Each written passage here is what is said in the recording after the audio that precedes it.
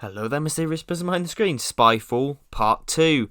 Yeah, it was pretty good, wasn't it? I mean, I think it's a bit messy. I do think it's a bit messy, but once it sort of found itself, it sort of had a sense of momentum to it that just kept building and building. I think probably the first sort of 15 minutes kind of felt a bit erratic.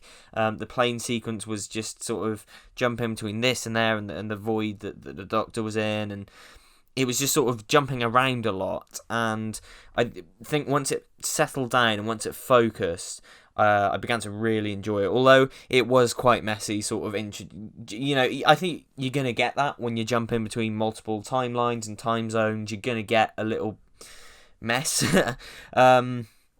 It's part and parcel with Doctor Who, to be honest, but I think the episode handled it all very well. Sacha Dhawan as the Master, he is so good. He's really good. I'm so glad we've got him playing the Master, because as much as I like Michelle Gomez and I enjoy that character on its own, but she isn't the Master to me. She's just sort of, I don't know, she just doesn't seem like the Master to me, as much as I enjoy that performance. And of course, it is the same character. This is just pitch perfect Master. He is so good. I love the way he plays him like a man trying to keep it together. Like, he'll walk in a room, he'll be quite cocky and smarmy and arrogant, but as soon as something doesn't go his way, he'll snap and he'll like shake with rage and shout and stuff. It's like it's a deranged man who's honestly kind of insane, who isn't all there, just complete madman. And I love how he plays that, with just those points where he loses control and snaps. It's just brilliant stuff.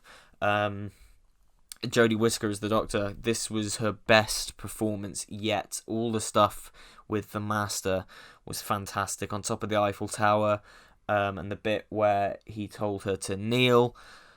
Oh, so good, so good. A lot of people are complaining about that, and they're saying that the Doctor is now a weak character because she did that.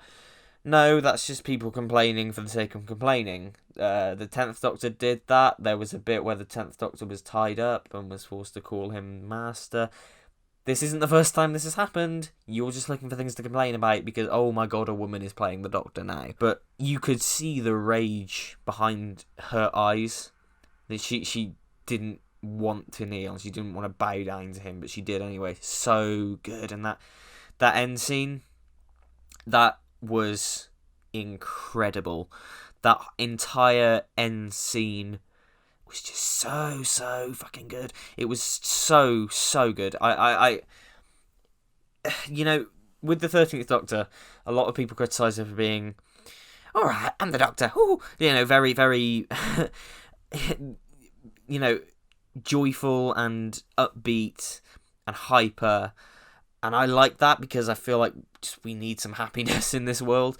But I also like the idea that they seem to be going down on what I was so hoping they do this, and it seems like they are, is to take this, I tweeted this as well, take this unshakable ball of energy and positivity and optimism, and just hitting her with so much stuff that she has to deal with, and so much tragedy, where, to the point at the end of this episode, she is devastated by the revelations, but she still tries to hold it together, and I find that very inspirational and very influential and a good role model for someone. I find the idea that someone who is devastated, who is beaten down, but still decides to fight for good and still decides to stand up for what she believes in.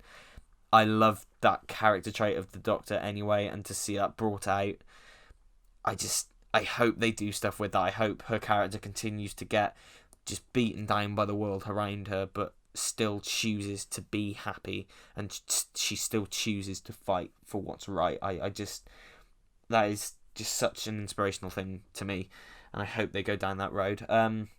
She was so good.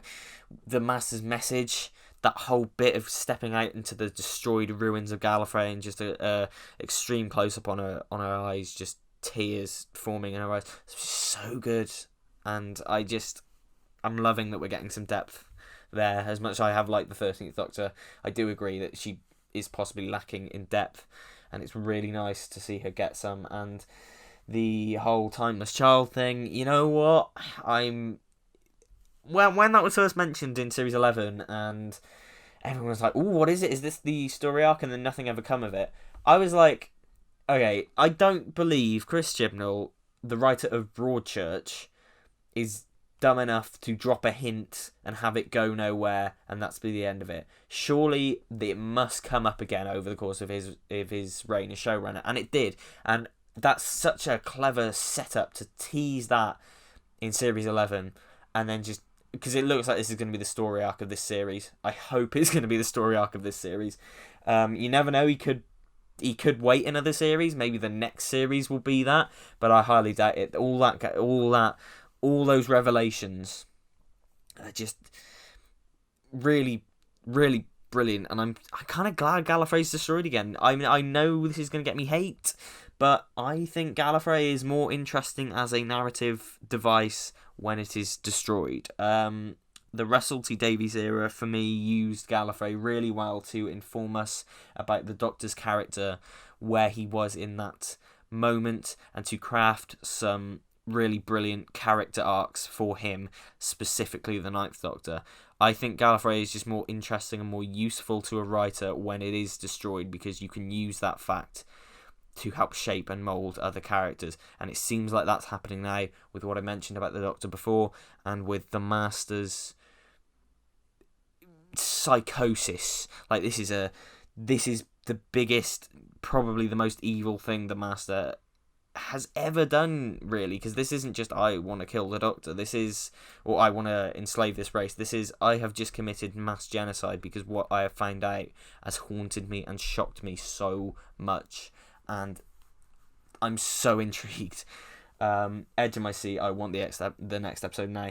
But yeah, the episode, it's just a lot of fun, really. I know I've spent most of this video talking about the ending and what that means, but this whole story was just a lot of fun. Spyfall was just, it gave me Impossible Astronaut vibes. It's just a really fun, big, epic opener to the series, and I hope Series 12 sort of continues with this momentum. Ed Heim is writing the next one, I believe.